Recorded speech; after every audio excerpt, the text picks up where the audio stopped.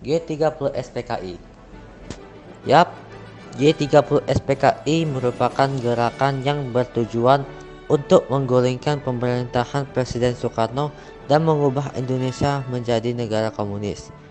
Gerakan G30 SPKI ini dipimpin oleh Dipa Nusantara Aidit yang saat itu merupakan ketua dari Partai Komunis Indonesia atau PKI. Gerakan ini terjadi pada tanggal 30 September 1965, tepatnya di malam hari menjelang 1 Oktober.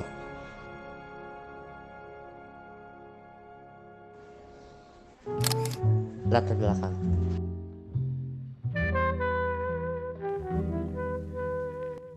Apa itu PKI? Partai Komunis Indonesia atau yang disingkat PKI adalah sebuah partai politik di Indonesia yang telah bubar. PKI adalah partai komunis non-penguasa terbesar di dunia setelah Uni Soviet dan Tiongkok, yang pada akhirnya dihancurkan pada tahun 1965 dan dinyatakan sebagai partai terlarang pada tahun berikutnya. Peristiwa ini didalangi oleh D.N. Aidit yang ingin mengubah sejarah lahirnya Pancasila menjadi komunis. Cita-cita untuk mendirikan negara Indonesia dengan landasan komunis mendorong terjadinya peristiwa G30 SPKI. Terjadinya peristiwa G30 SPKI didorong oleh kondisi politik, sosial, dan ekonomi Indonesia pada waktu itu, memberi angin segar kepada PKI untuk meluaskan pengaruhnya. Maksudnya ialah kondisi Indonesia pada waktu itu sedang menurun. PKI mulai menebar janji-janji kepada masyarakat kecil bahwa mereka akan mendapatkan kesejahteraan yang lebih. Tanpa mengetahui arti komunis yang sebenarnya, rakyat kecil pun terbujuk oleh hasutan PKI. Pengaruh PKI juga menyebar di berbagai macam kalangan. Di kancah politik, organisasi yang anti komunis dianggap anti pemerintah sehingga PKI bisa dengan mudah menyingkirkan musuh politiknya. Ribuan petani bergerak merampas tanah yang bukan hak mereka atas hasutan PKI. Bentrokan-bentrokan terjadi antara mereka dan polisi dan para pemilik tanah. Dalam dunia politik, PKI memiliki kedudukan yang setara dengan Angkatan Darat, sehingga PKI menganggap Angkatan Darat merupakan penghalang utama dalam mewujudkan cita-citanya.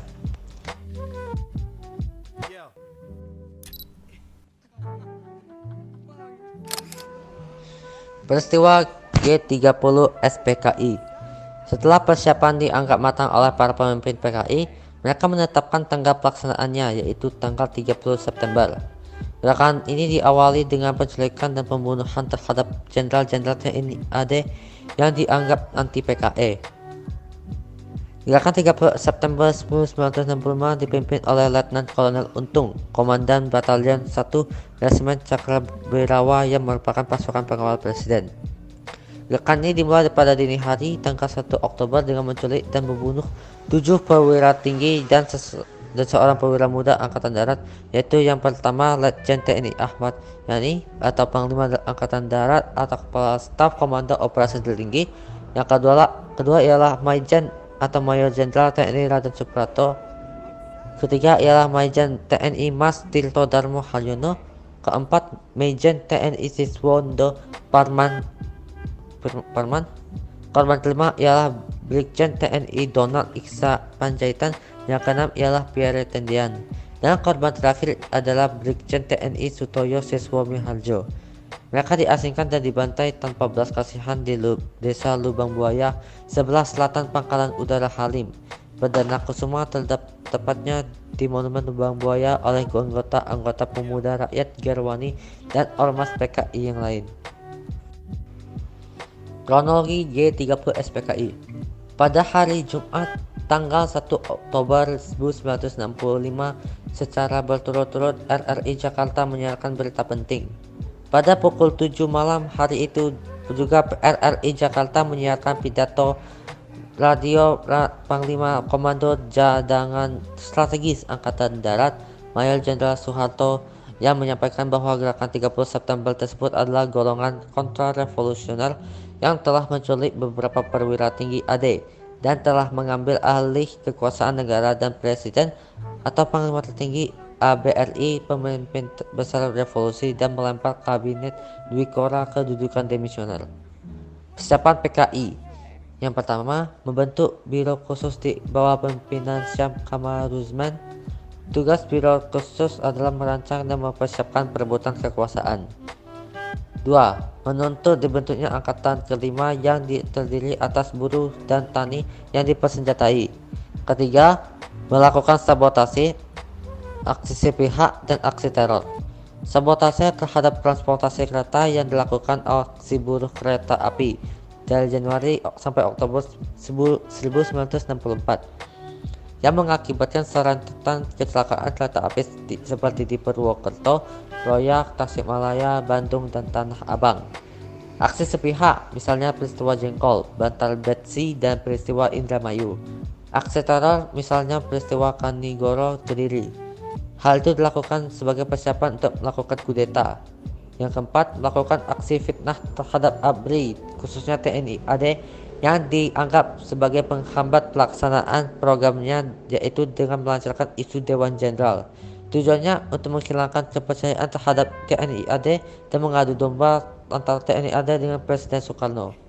Kelima, melakukan pelatihan kemiliteran di Lubang Buaya Pondok Gede Jakarta. Latihan kemiliteran di Lubang Buaya Pondok Gede Jakarta. Latihan kemiliteran ini merupakan sarana persiapan untuk melakukan pemberontakan.